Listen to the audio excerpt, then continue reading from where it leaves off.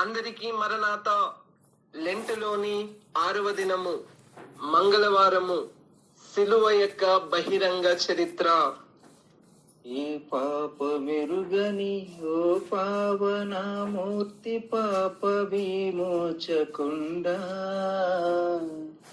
నా పాలి దైవమా నా పాపముల కొరకి పాట్లు నొందినావా. నా పాలి దైవమా నా పాపముల కొరకి పాట్లు నొందినావా.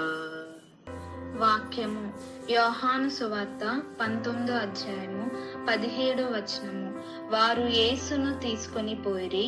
ఆయన తన సిలువ మోసుకొని కపాల స్థలమున చోటికి వెళ్ళెను.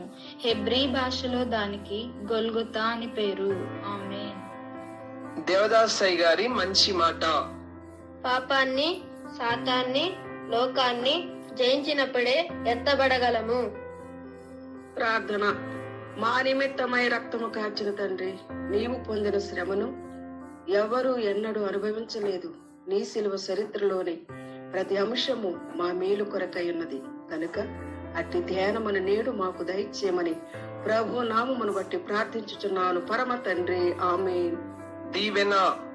సిలువ ధ్యాన పరులైన వారులారా, సిలువలోని విమోచన అందుకొని ఆయనను స్తుతించు ధన్యత ప్రభు మనకు దయచేయును గాక. Amen. Bible mission Hyderabad, gospel youth Hyderabad. మరణాత.